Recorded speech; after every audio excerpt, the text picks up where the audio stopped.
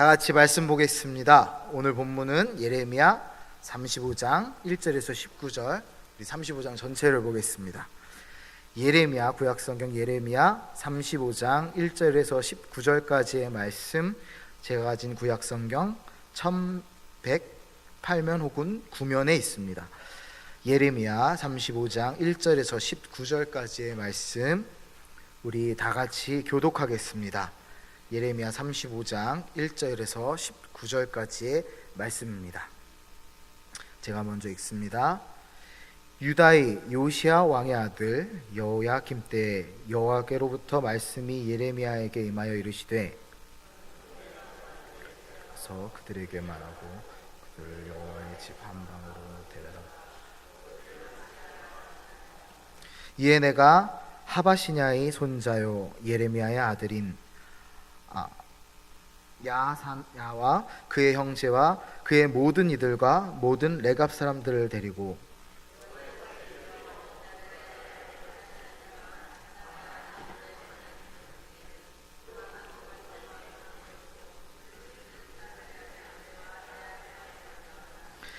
내가 레갑 사람들의 후손들 앞에 포도주가 가득한 종지와 술잔을 놓고 마시라 권하매,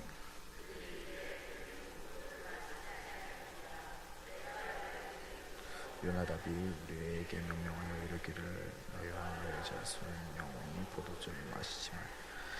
너희가 집도 짓지 말며 파종도 하지 말며 포도원을 소유하지도 말고 너희는 평생 동안 장막에 살아라. 그리하면 너희가 머물러 사는 땅에서 너희 생명이 길리라 하였으므로,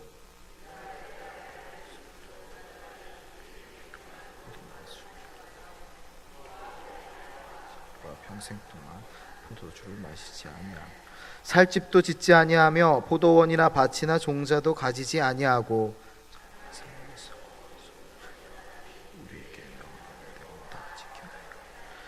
그러나 바벨론의 느부갓네살 왕이 이 땅에 올라왔을 때 우리가 말하기를, 갈대인의 군대와 수리아인의 군대를 피하여 예루살렘으로 가자 하고 우리가 예루살렘에 살았노라. 그때 여호와의 말씀이 예레미야에게 임하여 이르시되, 만군의 여호와 이스라엘 하나님께서 이와 같이 말씀하시니라. 너는 가서 유다 사람들과 예루살렘 주민에게 이르기를, 너희가 내 말을 들으며 교훈을 받지 아니하겠느냐. 여호와의 말씀이니라. 마시지 말라 그 명령, 그들은 그 선제의 명령을 순종하여 오늘에까지 마시지 아니하고 내가 그들에게 말하는 그 끊없이 말하되 너희는 내게 순종하지 아니하고 내가 내 종 모든 선지자를 너희에게 보내고 끊임없이 보내며 이르기를, 너희는 이제 각기 악한 길에서 돌이켜 행위를 고치고 다른 신을 따라 그를 섬기지 말라. 그리하면 너희는 내가 너희와 너희 선조에게 준 이 땅에 살리라 하여도 너희가 귀를 기울이지 아니하며 내게 순종하지 아니하였느니라. 그의 손자가 그들에게 명령을 지켜 이 백성은 내게 순종하지. 그러므로 만군의 여호와 이스라엘의 하나님께서 이와 같이 말씀하시니라. 보라, 내가 유다와 예루살렘의 모든 주민에게 내가 그들에게 대하여 선포한 모든 재앙을 내리니 이는 내가 그들에게 말하여도 듣지 아니하며 불러도 대답하지 아니함이니라 하셨다 하라. 예레미야가 만군의 여호와 이스라엘 하나님께서 이와 같이 말씀하시기를, 너희가 너희 선조 요나답의 명령에 순종하여 그의 모든 규율을 지키며 그가 너희에게 명령한 것을 행하여. 우리 함께 읽습니다. 그러므로 만군의 여호와 이스라엘의 하나님께서 이와 같이 말씀하시니라. 레갑의 아들 요나답에게서 내 앞에 설 사람이 영원히 끊어지지 아니하리라 하시니라. 아멘. 귀한 찬양 감사드립니다. 오늘도 감동을 주시는군요. 네. 매번 작년에 제가 우연찮게 이 강단에 설 때마다 갈렙 찬양대의 찬양으로 하나님께 영광 돌리셨었는데 항상 감동인 것 같아요. 너무 감사합니다. 우리 수고하신 갈렙 찬양대 어른들께 박수 또 감사 인사드리겠습니다. 네, 자 우리 앉으시는 동안 옆에 계신 분들하고 인사 나누겠습니다. 은혜를 나눕시다. 이렇게 인사하겠습니다. 은혜를 나눕시다. 네, 여러분들의 은혜 많이 많이 나누시기 바랍니다. 먼저 기도하고 말씀 선포하겠습니다. 주님, 부족한 종 단위에 섰습니다. 주께서 말씀하시옵소서. 우리가 들을 귀 주님께서 주시고 또 그 귀를 통하여서 들리는 말씀, 하나님의 음성, 그 교훈 우리 마음에 잘 담고 돌아갈 수 있도록 인도해 주시옵소서. 부족한 종은 그저 하나님의 말씀 전할 뿐입니다. 주께서 말씀하시옵소서. 우리 듣는 성도님들의 머릿속과 마음속에 언제나 임재하시고 동행하시옵소서. 예수님의 이름으로 기도합니다. 아멘. 할렐루야. 네. 요즘 저는 청년부 사역이 너무 재밌습니다. 이제 3년 차에 접어들었어요. 벌써 이제 온 지 꽤 됐죠. 어떤 집사님 저보러 17년 있으라고 그러셨는데 아직 13년이 남았네요. 어떻게 하죠? 요즘 청년부 사역 그냥 전화드리자면 2월 달에 청년부 수련회 통해서 거룩한 불편함이라는 주제를 계속해서 반복해서 이야기하고 있어요. 사실 올해 청년부를 준비하면서 딱 항상 모든 사역 때마다 주제를 정했는데 유난히 올해 주제가 안 정해지더라고요. 그런데 2월 달에 그 거룩한 불편함이라는 그 주제를 갖고 사역을 시작하면서 수련회를 통해서, 그래서 청년들한테 예배 시간에 성경책 갖고 오라고 맨날 얘기합니다. 그래서 지금 우리 아이들이라 표현하면 좀 그런가요? 청년부 아이들이 다 성경책 구매하기도 하고 또 뒤에서 성경책 갖고 오기도 하고, 그래서 저희는 설교 시간에 말씀 선포하는 시간에 PPT로 성경을 안 봐요. 이제 제가 다 성경 찾아봅니다. 왜냐면 우리가 너무나 쉽게 휴대폰이나 이런 걸로 성경을 보면서 구별됨, 거룩함에 대해서 너무나, 성속의 구분에 대해서 너무나 모호해진 것 같아요. 아무리 휴대폰이 간편하고 좋다 하더라도 우리 말씀만큼은 책으로 읽어보자 라고 요즘 하고 있습니다. 또 제자훈련을 했어요. 제가 참 하나님께 회개 많이 했는데 18주 정도 제자훈련을 했는데 너무나 은혜가 많았습니다. 그 중에 제가 직장인 사역을 하면서 하나님이 저한테 주신 지혜 중 하나가 3가지의 주제가 있거든요. 그리스도인은 이래야 된다. 첫 번째가 선한 영향력을 끼쳐라. 무슨 일을 하든지 어떤 사람이 나를 봤을 때, 그리스도인을 봤을 때 선한 모습 발견할 수 있도록. 근데 선한 것과 또 다르게 은혜를 끼치라고, 도와주라고, 좀 섬기라고 얘기하고요. 마지막으로 탁월하라고. 우리가 탁월해야 되거든요. 세상 사람들보다 우리가 탁월하지 못하면 안 됩니다. 질 수밖에 없어요. 탁월함이라는 것은 누구를 짓누르는 것이 아니라 누군가를 섬기기 위한 은혜고 또 달란트를 얘기하는 거예요. 이 3가지를 제자들 훈련하면서 계속 얘기했더니 얘기하면요 툭 나와요. 그냥 그게 너무 이쁘고 좋아요. 이제 가을에도 또 시작할 터인데 여러분들 기도 많이 해주시고요. 청년부 계속해서 부흥할 수 있도록 영적인 성장뿐만 아니라 숫자적인 부흥도 일어날 수 있도록 부족한 종과 또 우리 청년 지체들을 위해서 기도해 주시기 바랍니다. 자, 제가 은혜를 나누었으니 여러분도 항상 은혜를 나눠주셔야 돼요. 네, 우리 본문으로 들어가 볼게요. 오늘 본문은 예레미야서입니다. 예레미야서는 선지서죠. 예언서입니다. 특히 오늘 본문이 있는 34장에서 38장까지는 예루살렘 함락 직전의 주요한 사건과 예언을 다루고 있는 부분이에요. 그 중에 본문이 있는 35장 그리고 다음 장인 36장은 그 여호야김 시대에 선포된 메시지예요. 오늘 본문에도 이야기되죠.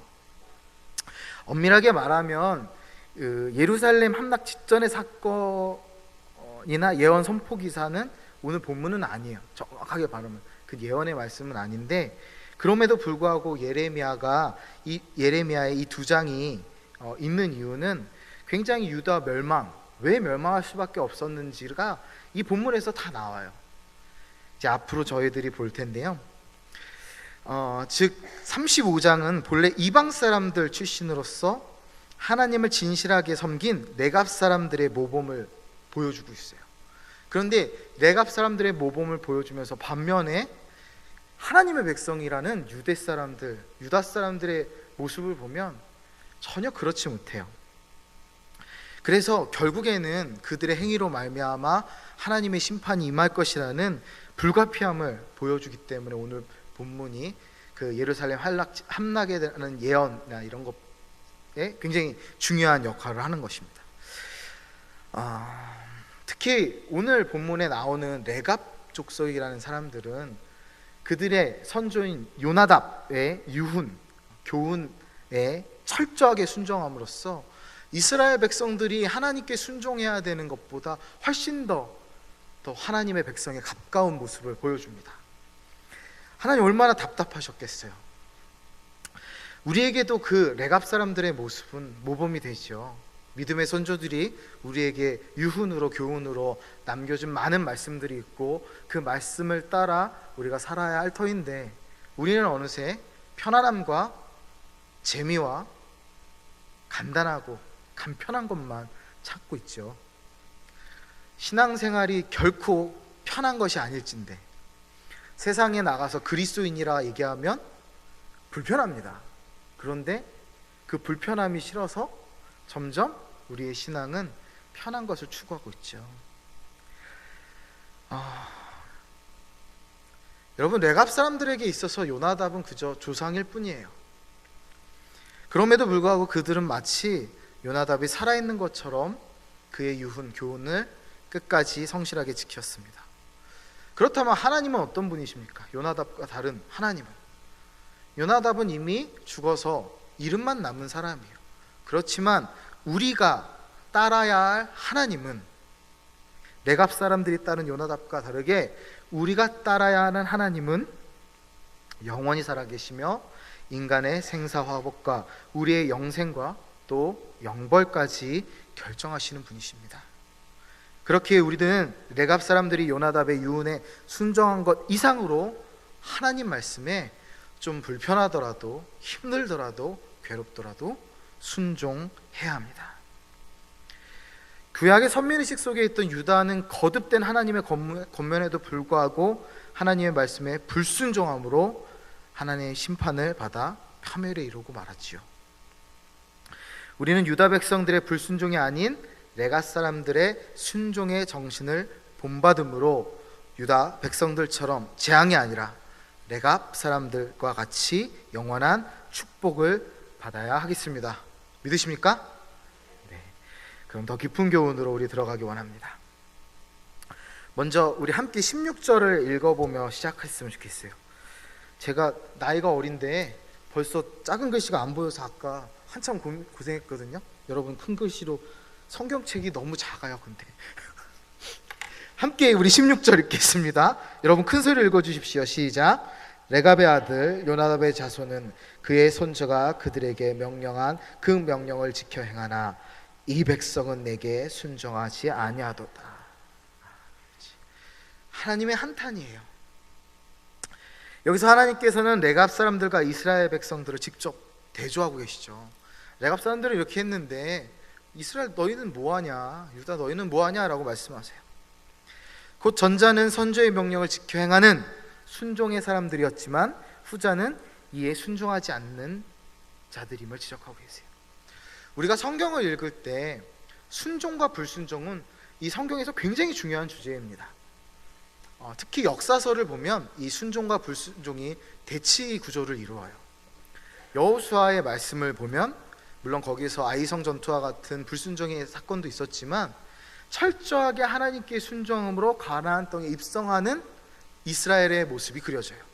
그런데 사사기를 보면 여호와의 목전에 악을 행하며 라는 말씀으로 시작하면서 이스라엘 백성들의 악에 대해서, 불순종에 대해서 말씀하십니다. 또 그 다음에 보면 사무엘 상하, 열왕기 상하를 비교해 보면요, 사무엘 상하는 순종의 아들, 가장 위대한 왕이라고 하는 사람 다윗이 나오죠. 이 다윗은 하나님께 철저하게 순종합니다.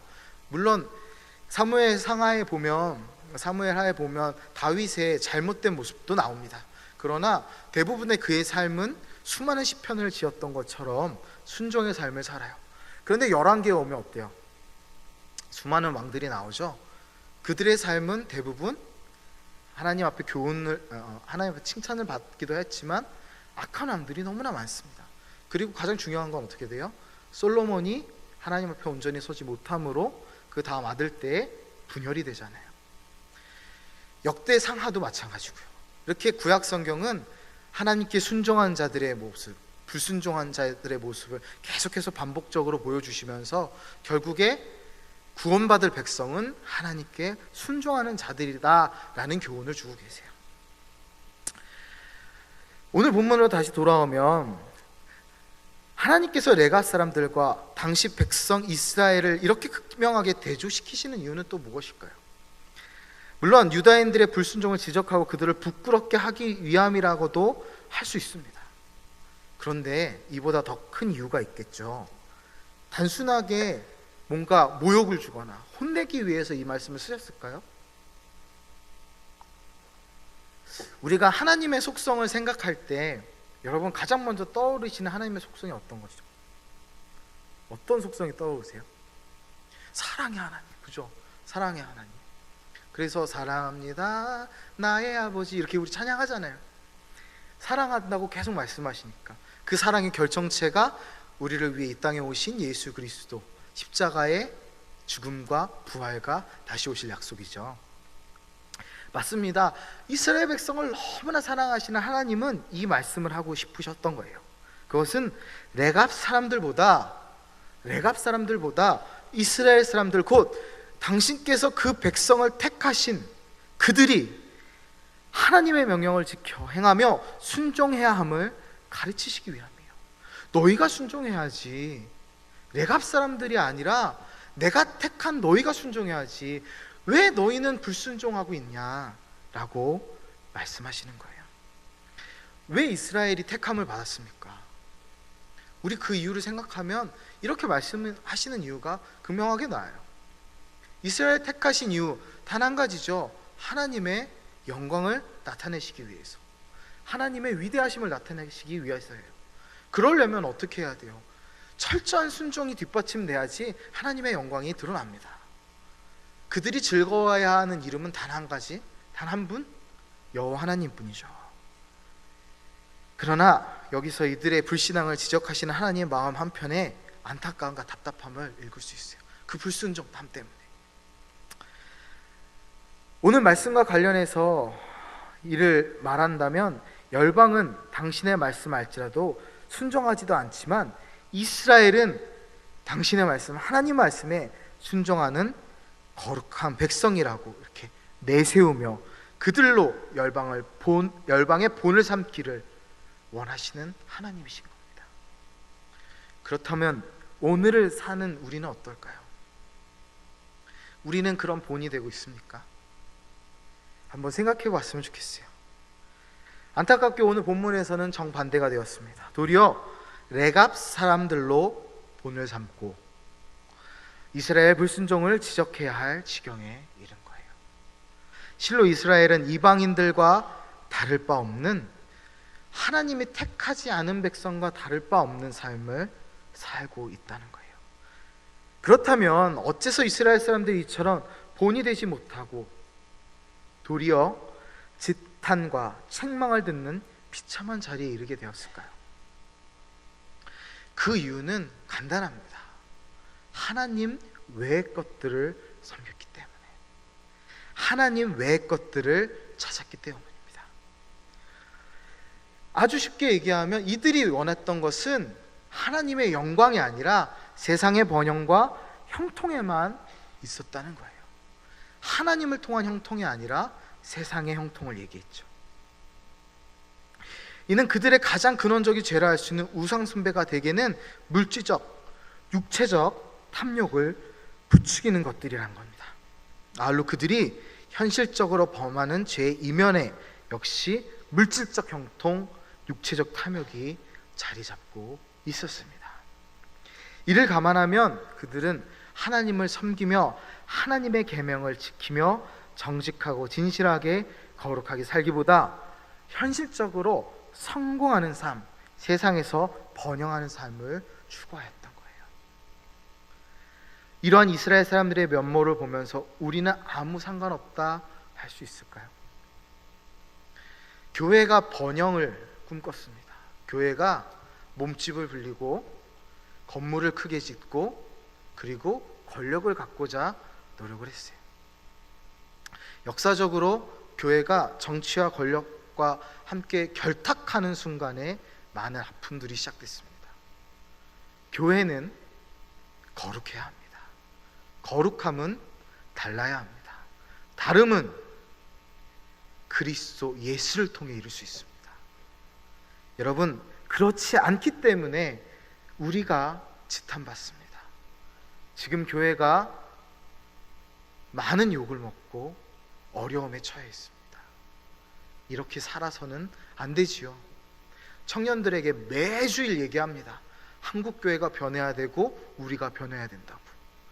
한국교회의 변화는 우리로부터 시작된다고. 그래서 우리 불편하자고. 여러분, 불편해야 합니다. 거룩해야 합니다. 여러분, 불편한 거 첫 번째로 얘기해 볼까요? 나가서 찬양해야 돼요. 불편하죠. 찬양하면 사람들이 저 사람 뭐야? 성령 받아라 이러고 길거리에 노래하고 있어요. 성령 받아라, 성령 받아라. 저 사람은 뭐지? 다 이런 표정일 거예요. 그죠?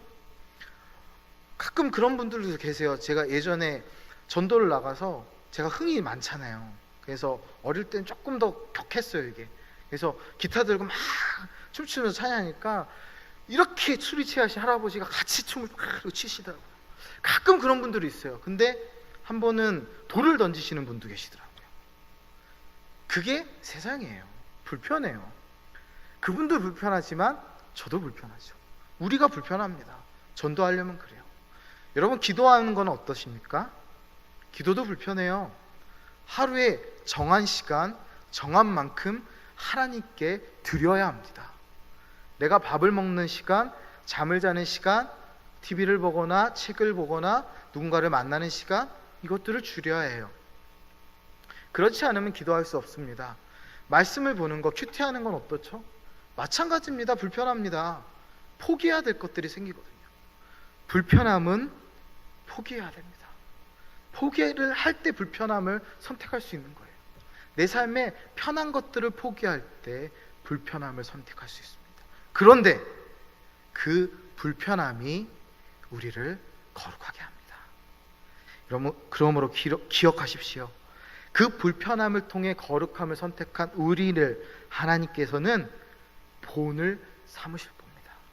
세상에서 칭찬받아 그리스도인이다 라고 불릴 겁니다.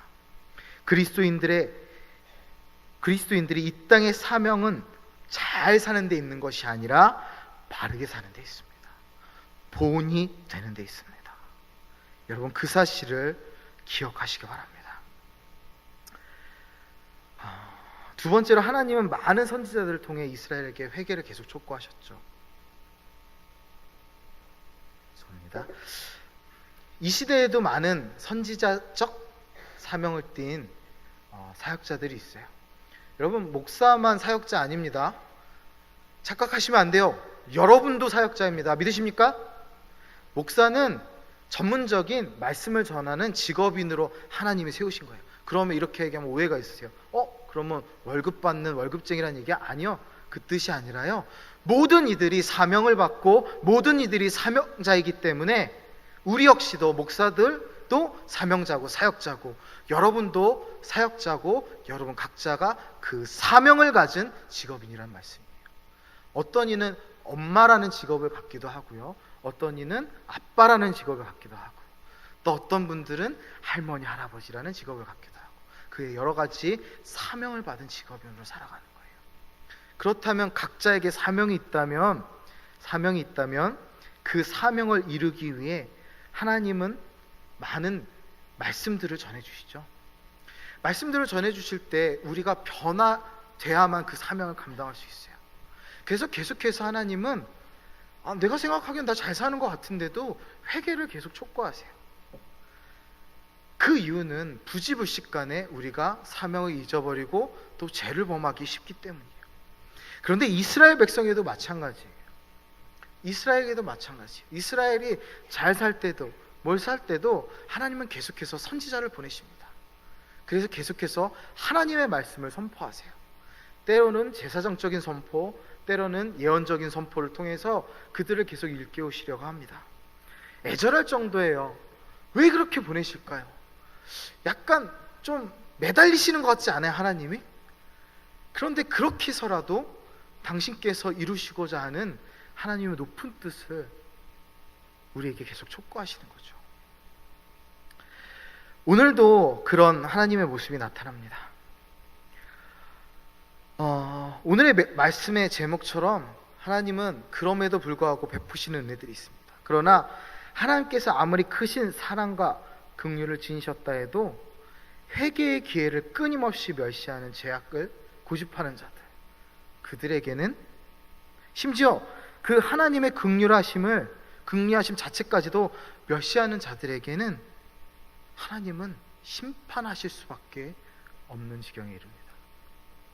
계속해서 보내주시는데, 계속해서 변화하라는데, 잘하면 또 모를까, 못하는 그들에게 보내시는 건데 변하지 않는 이들에게 어떻게 하시겠어요? 심판이 임할 수밖에 없다는 거지요. 우리가 사람 사이의 관계에서도 이런 경우가 있죠. 큰아들이 사춘기가 아닐까 하는 의심을 요즘 합니다. 10살이거든요. 조숙하다고 그래서 의심을 하고 있어요. 아닌 것 같긴 한데. 여자친구가 있대요. 주여, 며느리 못할 나이는 아닌데. 네. 근데 이 녀석이 요즘 약간 반항기가 있어요. 물론 다른 아이들에 비해서 잘 순종하는 것 같아요. 감사한데 제일 화가 날 때가 어떤 때냐면, 영건아 불러도 대답 없어요. 영건아 집안, 그 좁은 집에서 불러도 대답 없어요. 너무너무 화가 나요. 그래서 꼭 이놈 시키 한번 하면 네 아빠 하고 나와요. 그것도 굉장히 부드러운 네 아빠 왜 부르셨어요? 이러고 나와요. 화도 못 내게. 차라리 그렇게 불렀을 때 나오면 좋죠. 그런데 그렇게 불러도 무시하고 응답이 없으면 어떤 일이 일어납니까? 심판이 일어나는 거예요.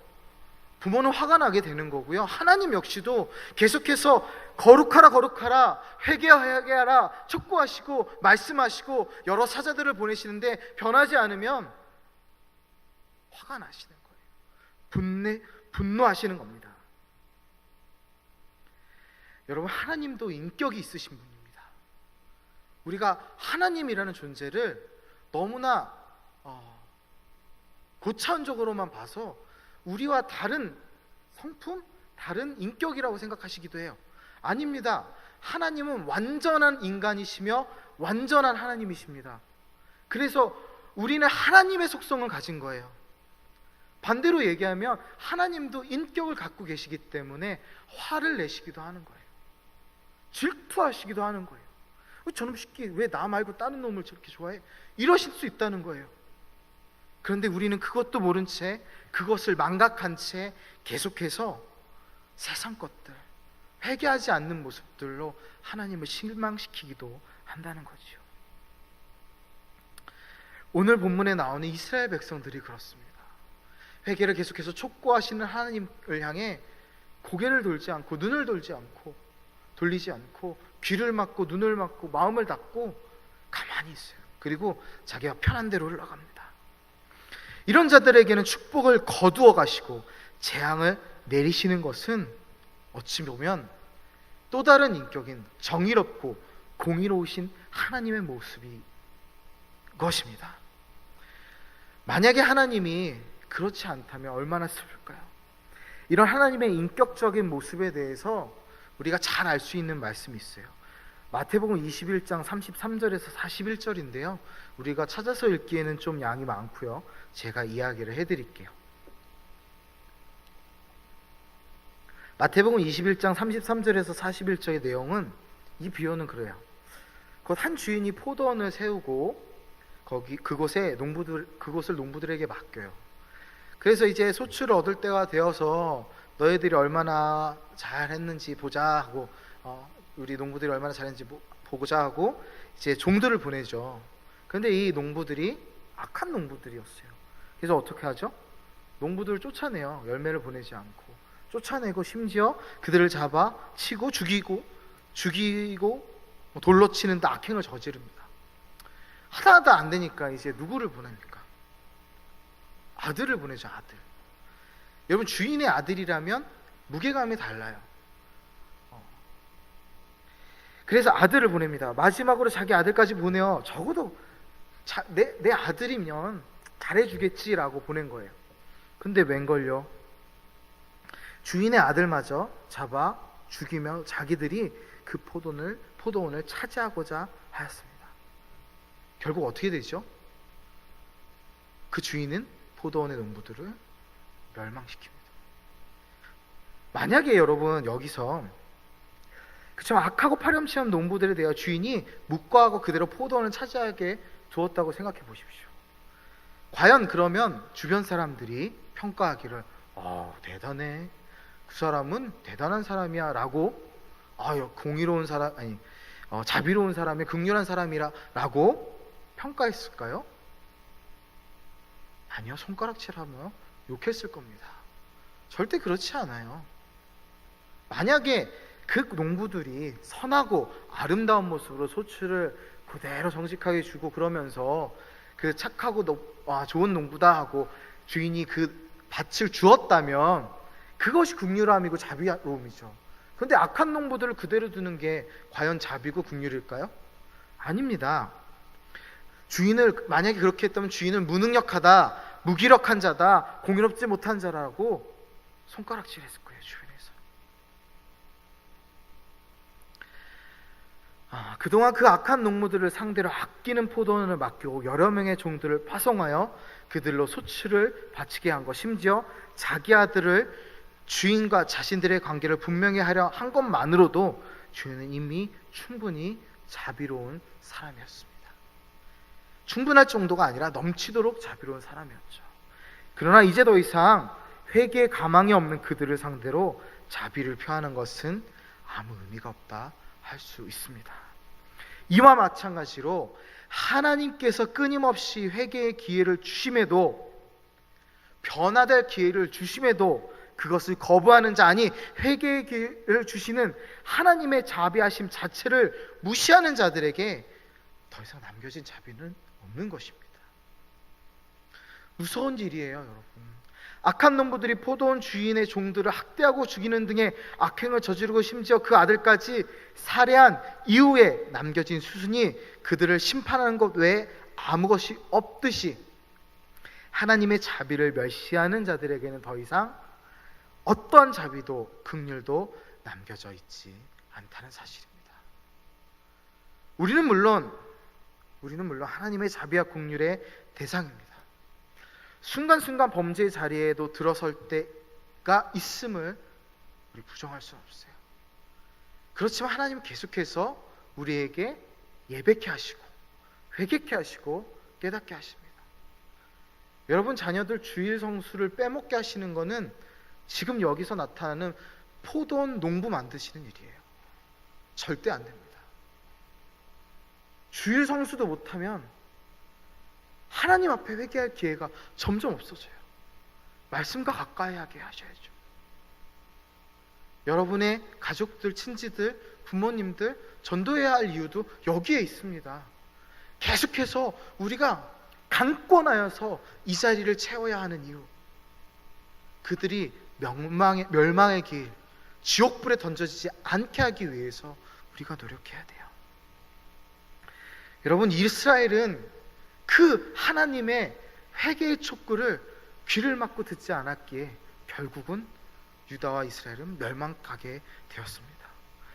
여러분, 우리는 이제부터라도 앞으로 계속해서 부지불식간에 죄를 짓다 하더라도 오직 회개함과 하나님의 용서와 긍휼을 구함으로써 하나님 앞에 축복의 삶을 지속적으로 받기 원합니다.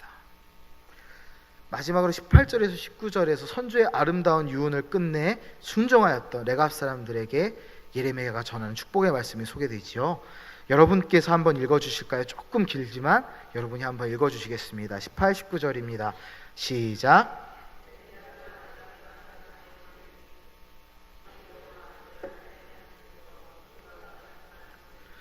너희가 너희 선조 요나답의 명령을 순종하여 그의 모든 규율을 지키며 그가 너에게 명령한 것을 행하였도다.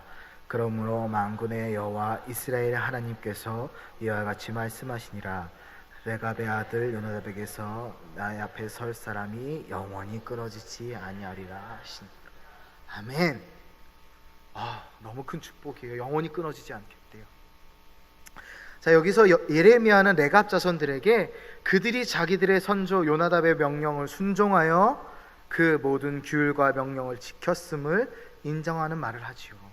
그리고 그에 이어서 하나님께서 그를 통해 주신 축복의 말씀을 전달합니다. 곧 오늘 본문 끝에 방금 읽었지만 레갑의 아들 요나답에게서 내 앞에 설 사람이 영원히 끊어지지 아니하리라 하는 말씀이 그것입니다. 사실 처음 예레미야의 부름을 받아 성전 하난의 아들들의 방에 당도하였을 때 레갑 사람들은 적잖이 당황했을 거예요. 오늘 본문 앞에서 우리가 쭉 읽었잖아요. 어떻게 하죠? 예레미야가 포도주를 권합니다. 포도주를 권해요. 이 레갑 사람들은 조상 요나답의 유언에 따라서 포도주를 마시지 않았거든요. 그런데 그들에게 예레미야가 강권하는 거예요. 야, 포도주 마셔. 자, 마셔. 이거 마셔. 갑자기 어느 날 갑자기 이렇게 생각하시면 돼요. 존경하는 목사님이 부르셔가지고 자, 우리 소주 한잔 합시다. 이거랑 똑같은 거예요. 여러분, 그런 마음이 어떠시겠어요? 은혜가 돼요, 안 돼요? 은혜가 되신가요? 아니죠? 네. 은혜 안 됩니다. 이게 은혜가 되면 안 돼요. 목사가 술을 마시지 않는 이유는 은혜가 안 돼서 마시지 말아야 되는 거예요. 성도가 술 취하는 모습을 보이지 않아야 되는 이유? 은혜가 안 되니까.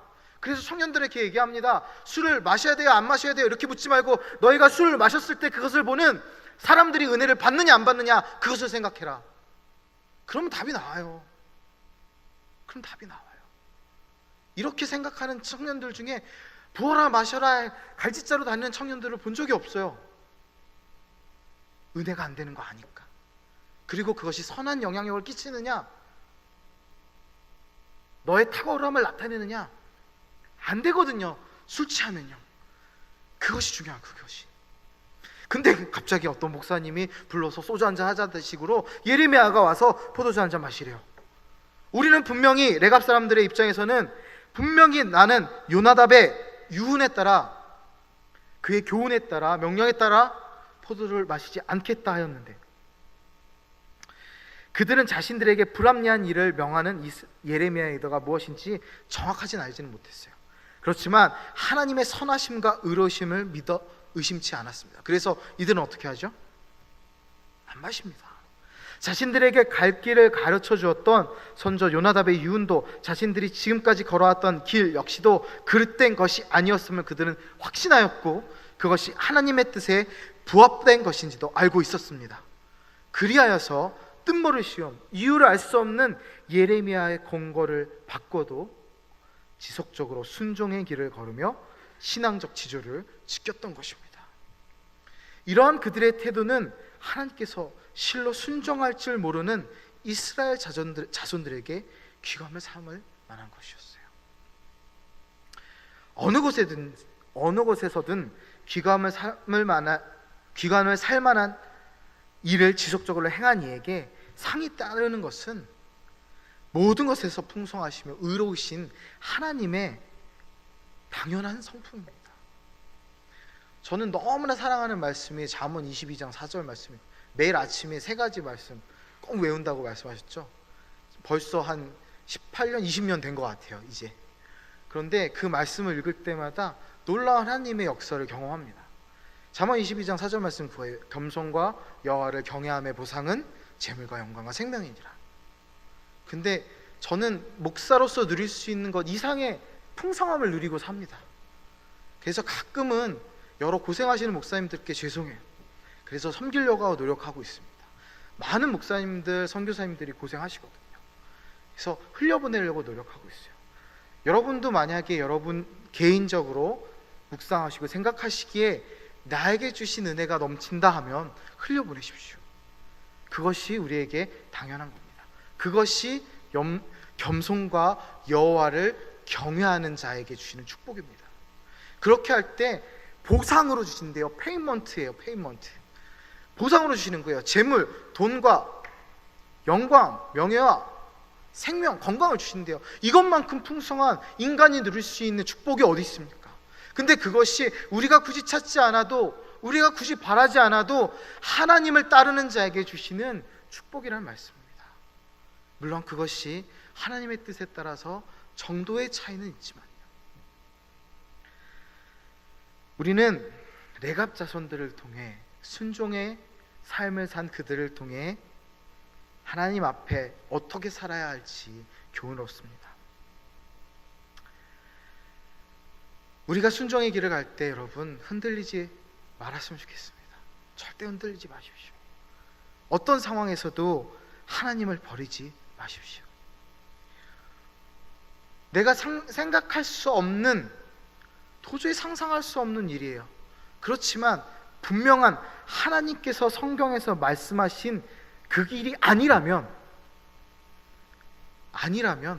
가시면 안 됩니다. 나에게 가야 한다고 누군가 말하는 그 길이 성경과 하나님께서 나에게 평생토록 가르쳐 주신 그 길이 아니라면, 십자가의 도가 아니라면 가지 말아야 합니다.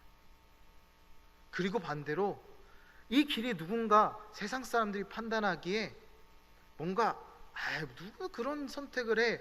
라고 얘기할지라도 내가 자기 십자가를 지고 의의 길로 가는 그 길이라면, 십자가의 도를 전하는 길이라면 우리는 가야 합니다.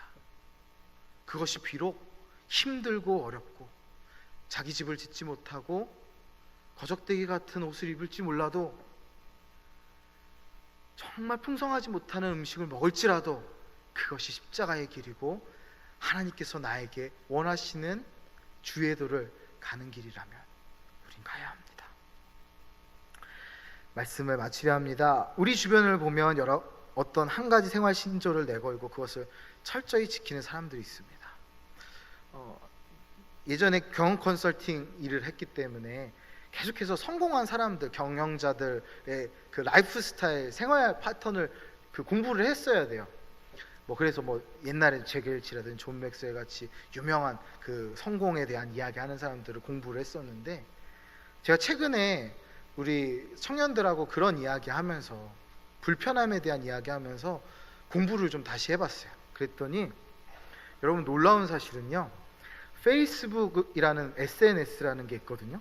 우리 청년들 많이 하는 그 페이스북의 경영자의 73%, 제가 수치가 정확하게 기억 안 나서, 페이스북 경영자 중에 32%만 페이스북을 사용합니다. 왜 그럴까요? 왜 자기들이 장사하는, 사업하는 페이스북인데 경영자 중에 32%만 사용합니다. 왜 그런 줄 아세요? 페이스북이 굉장히 편합니다. 사람들 만나기도, 또 여러 가지 정보 얻기도. 그런데 그 페이스북이 중독성이 있기 때문에 자신들은 그 편함을 포기하는 거예요. 그리고 더욱더 사용자들이 편하게 이용할 수 있도록 서비스를 확대하기 위해서. 아이러니하죠. 그리고 존경하는 인물은 아니지만 애플의 사장 팀 쿡이라는 사람은 매일 아침 4시에 일어난대요. 누구죠? 저기 애플 원래 사람이? 스티븐 잡스도 그랬다고 그래요. 4시에 일어난대요. 새벽 기도한 것도 아닌데, 우리는 새벽 기도라도 하지 걔들은 왜 일찍 일어나가지고 그런지 몰라요. 그런데 가장 불편한 시간, 다른 사람이 일어나지 않는 시간에 대부분의 성공한 사람들이 일어나서 자기 개발, 공부, 그리고 자아성찰한 일기를 썼더라고요. 여러분, 결국에는 세상을 움직이는 탁월함은 그런 불편함에서 시작됐습니다. 여러분, 그들은 그런 신조와 습관들을 갖고 살아가요. 그래서 우리는 그들을 존경하죠. 벤자민 프랭클린이라는 사람이 걸어다닌 시계라고 그랬잖아요. 그만큼 우리가 지켜야 할 것들이 분명해야 합니다. 레갑 사람들은 요나답의 그 유언을 그렇게 신조처럼 절대로 지켰습니다. 그렇기에 그들이 결국에 받은 상급은 어떤 거죠? 하나님의 영원한 축복을 받잖아요. 여러분, 우리들도 마찬가지죠. 세상 누구보다 온전한 삶, 복된 삶을 살 수 있습니다. 어떻게 하면요? 바로 그렇게 하나님께서 주신 신조, 하나님께서 주신 사명, 계명, 그것을 지키고 살 때 가능합니다. 여러분, 지금 우리가 조금 편한 것, 여러분의 자녀들 편하게 살았으면 좋겠죠. 그렇다면 불편한 것을 자꾸 주십시오. 불편한 걸 자꾸 주셔야 돼요. 저희 아버지가 용돈을 그렇게 안 주셨어요.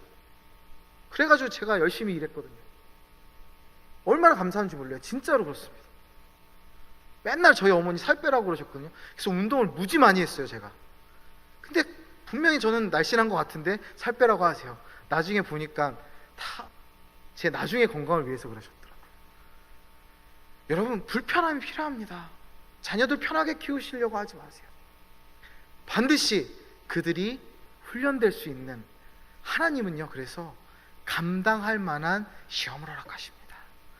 우리에게도 거룩한 불편함으로 조금은 힘들더라도 하나님께서 계속 주시는 그 세미한 음성을 통해 우리의 삶을 변화시키고 온전한 하나님의 역사 속에서 축복과 하나님의 영광을, 우리가 악하고 죄인 되더라도 그럼에도 불구하고 사랑하시는 그 은혜를 깨달아 누리시는 여러분 되시기를 주님의 이름으로 축복하고 기도합니다.